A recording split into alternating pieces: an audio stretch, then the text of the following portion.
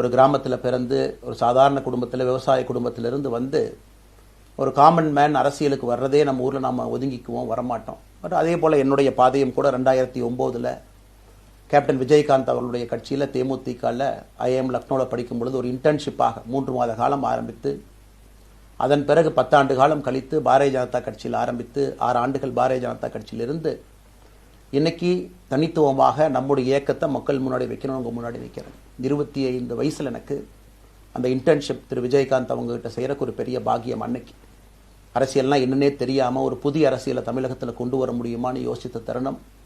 இன்னைக்கு வயது 42, கிட்டத்தட்ட 17 ஆண்டுகள் போராடிக்கிட்டே இருக்கிறேன். ஒரு புதிய பாதை உருவாக்க முடியுமா, ஒரு பெட்டர் பாலிடிக்ஸ், ஒரு பெட்டர் சொசைட்டி கொண்டு வர முடியுமா. அதே நேரத்தில் நிறைய யூகங்கள் நிறைய பேர் நிறைய சொல்றதுனால இதே டெல்லியில் ஆகஸ்ட் 24 2020 பிஜேபி இணைய வரும்பொழுது சூப்பர் ஸ்டார் ரஜினிகாந்த் அவங்க எனக்கு ஃபோன் பண்ணாங்க. எனக்கும் அவருக்குமான நட்பு கிட்டத்தட்ட நான் பதவியிலிருந்து வந்த பிறகு ஒரு நட்பு. நிறைய அவர்கிட்ட பேசுவேன், அவருடைய அரசியல் பாதை எப்படி இருக்கணும் அப்படின்லாம் பேசியிருக்கேன்.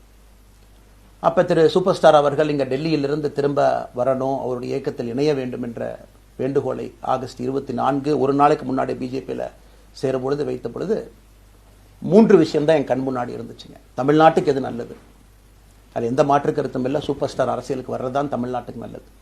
சூப்பர் ஸ்டாருக்கு என்ன நல்லது, அவர் அரசியலுக்கு வராமல் இருக்கிறது தான் அவருக்கு நல்லது.